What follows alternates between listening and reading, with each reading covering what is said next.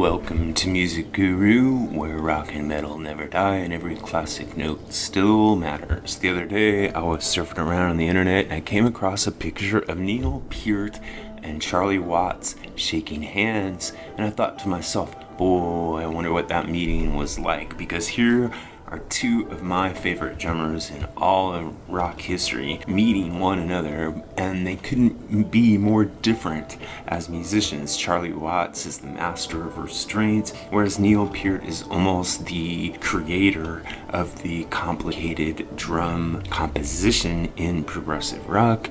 And I thought to myself, I wish I'd been a fly on the wall for that meeting, but luckily for all of us, we have Alex Lifeson to tell us a first-hand account of what it was like, at least one time, when these two drumming titans met. So let's listen into what Alex Lifeson had to say about that meeting right here. And this little old man came over while we were standing there on the side of the stage up to Neil and started pointing at him and saying something.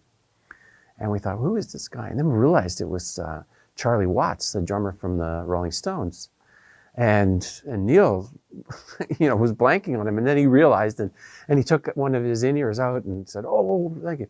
And Charlie said to him, I'll be watching you tonight. I'll be watching you. And then he went up on the side of the stage. There was a viewing area at the side of the stage, and Charlie watched the whole show from there, which was quite a compliment.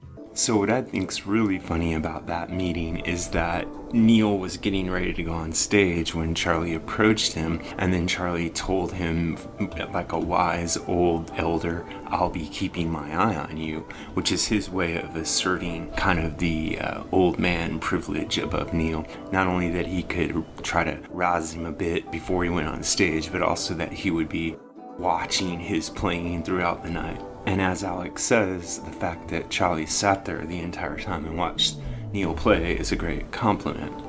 Now, what I was saying before about the difference between the two I think is interesting, because although they sound nothing alike, they play nothing alike, and it's kind of unlikely that they even listen to each other's music all that much, I think that they both really loved jazz drumming, and they would have had a lot of common ground to talk about in that regard. And for me, that's a point not only of interest, but kind of almost absurdity, because it shows how different drummers can be influenced by jazz. So for example, you could throw Bill Ward in there as well. Bill Ward is another drummer who is extremely influenced by jazz drumming, and he doesn't sound anything like Charlie, and Charlie doesn't sound anything like Neil, and Neil doesn't sound anything like Bill, and all three of them are geniuses in their own right.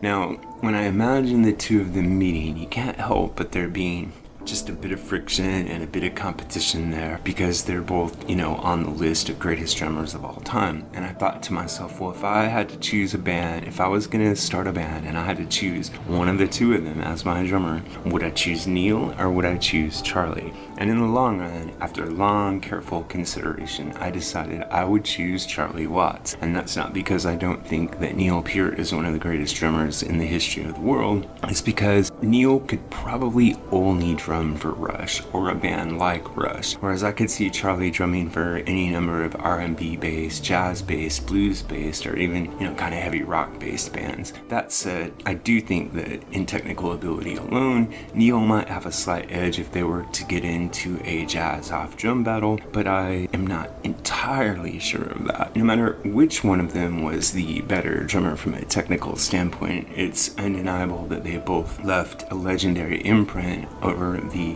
history of classic rock. And while I might choose Charlie Watts as the drummer for my imaginary band, I would definitely want Neil Peart to write the lyrics. So tell me, which of these two drummers would you choose if you were starting a band of your own, and why? Drop a comment below. This is what I think, but what really matters is what you think. So if you have an idea about this or any other topic connected to classic or contemporary music, please drop it in the section below. And remember to like and subscribe.